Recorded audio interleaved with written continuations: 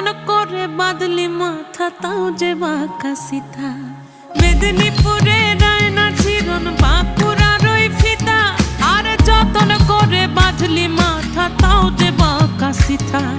পেছ পাড়িয়া রাজ